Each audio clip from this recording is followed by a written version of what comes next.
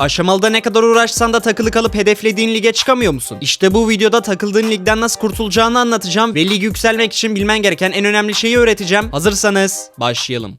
Öncelikle bir ligde takılı kalma sebebinizin yetenek seviyenizden kaynaklandığını önceki videolarımda bahsetmiştim. Fakat yeteneği iyi olup yine de yükselemeyen oyuncular var. Bense bu videoda bu oyuncular üzerine yoğunlaşacağım. Eğer yeteneğinizin iyi olduğunu fakat ligleri tırmanamadığınızı düşünüyorsanız sorun muhtemelen seçtiğiniz karakterde oluyor. Aşamalıda karakter seçimi yeteneği iyi olan bir oyuncu istediği lige kolayca çıkabilir. Fakat karakter seçimi ekranında ustalaşmak gerçekten çok zor. Detaylara az sonra değineceğim. Fakat ilk olarak karakter havuzumuz hakkında konuşalım. Çoğunuzun maksimum seviye savaşçı sayınızın düşük olduğunu biliyorum. Eğer aşamalıda yükselmek istiyorsanız sağlam bir karakter havuzunuzun olması çok önemli. İdeal olan o sezonda meta olan savaşçıları maksimum seviyeye yapmanız. Ancak bu bayağı kaynak istediği için onun yerine her sezonda güçlü ve kullanılabilir savaşçıları yükseltebilirsiniz. Bu savaşçılara örnek vermek gerekirse Jhin, Lily, Otis, Croft meta ne olursa olsun çoğu zaman güçlü oluyor. Eğer sürekli aşamalı oynuyorsanız bu tarz savaşçıları maxlayıp tüm aksesuar, yıldız gücü ve eşyalarını almanızı öneriyorum. Şimdi ise de karakter seçme ekranı hakkında konuşalım. Çoğu kişi bu ekranı önemsemiyor ve rastgele savaşçılar seçiyor. Fakat aşamalı maçınızın sonucunun neredeyse %70 oranında bu ekran belirliyor. Yani kötü savaşçılar seçerseniz maç daha başlamadan bitmiş olacak. Her ligde karakter seçme süreci farklılık gösterebiliyor. İlk önce her lig için ayrı ayrı bakalım. Altına kadar olan liglerde karakter yasaklama yok. Anında karakterinizi seçip maça girebiliyorsunuz. Aynı sistem Mega Kumbara gibi modlarda da uygulanıyor. Burada rakibin seçimlerini göremediğimiz için size önerim önce takım arkadaşlarınızın seçmesini bekleyin. Onlar seçtikten sonra da takımınızın eksikliği neyse ona göre seçim yapın. Mesela burada takımım canı az savaşçılar seçtiği için suikastçilere karşı zayıf oluyorlar. Bense tank antisi bir savaşçı seçip takımımızı dengeliyorum. Elmas ligine ulaştığınızda da bunun üstüne bir de karakter yasaklama ekleniyor. Yine anında seçim sistemi olduğu için yasaklamalarınız çok önemli değil. Bu ligde karşısında oynamaktan hoşlanmadığınız savaşçıları yasaklayabilirsiniz. Fakat gizemli ve üstü liglerde sistem tamamen değişiyor. Artık sıralı seçim sistemine geçiyoruz ve oyunda ustalaşması en zor şeylerden biri de bu. Karmaşık draft tekniklerine bu videoda girmeyeceğim. Ancak bilmeniz gereken en önemli şey meta savaşçılarıyla oynamanız. Meta dediğimiz şey bir sezonun en güçlü savaşçılarını temsil ediyor. Meta bilgisi edinmek için de profesyonel oyuncuları izlemenizi öneriyorum. Özellikle düşük liglerde oyuncular metada olmayan ve güçsüz savaşçılar tercih ediyor. Bizse düşük liglerden çıkmak için o metanın en güçlü taşıyıcı karakterini seçmemiz lazım. Bu sezonun metasını şu an ekrana koydum. Fakat bu sıralama muhtemelen sonraki sezonlarda değişecektir. Efsanevi hatta ustalar ligine kadar tamamen sadece metadaki karakterleri oynayarak rahatlıkla çıkabilirsiniz. Ben bu videoda daha çok düşük liglerdeki oyuncular üstüne yoğunlaştım. Fakat efsanevi ya da ustalar ligine ulaştığınızda artık yükselebilmek için rakibe anti savaşçılar seçmeyi öğrenmeniz lazım. Tabi anti seçim yapmak düşük liglerde de işinize yarayabilir. Fakat unutmayın o liglerdeki ana amacımız takımımızı taşıyabilmek. Eğer rakibinize nasıl anti olacağınızı öğrenmek isterseniz de şu anda ekrandaki videoya tıklayarak karakter seçiminde en uygun savaşçıyı nasıl seçeceğinizi öğrenebilirsiniz. Görüşmek üzere.